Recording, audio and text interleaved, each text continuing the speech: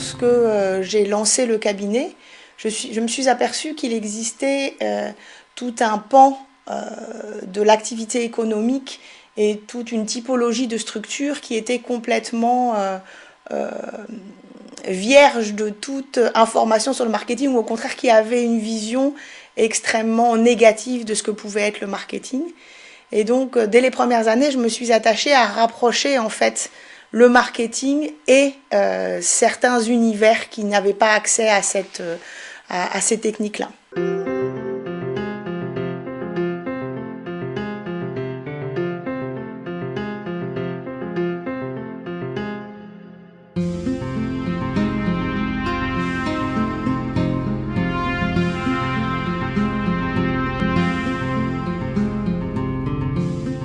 Les entreprises d'insertion ont très vite été des clients particulièrement intéressés et pour moi intéressantes avec l'approche marketing, dans la mesure où elles ont à commercialiser des produits et des services pour assurer leur pérennité économique, pour leur permettre de continuer à développer des postes en insertion pour le public qu'elles accueillent.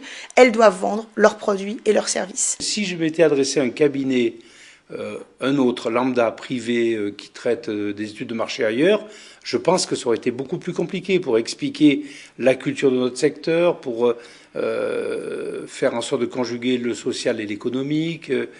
Ça aurait été plus compliqué. Avec Karine, c'était beaucoup plus simple. Il a fallu les aider à mieux répondre aux besoins, à mieux adapter leur production, à mieux se distinguer des concurrents, parfois même des concurrents de l'économie marchande, pour faire valoir leur savoir-faire, mieux communiquer et du coup gagner des parts de marché et continuer à se développer.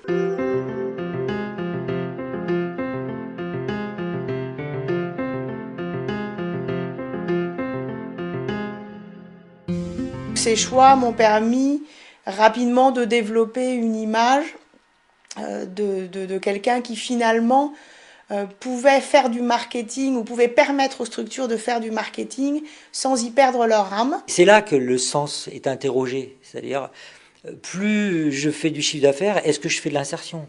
Plus je fais de l'insertion, moins je risque de respecter une logique économique, gestionnaire.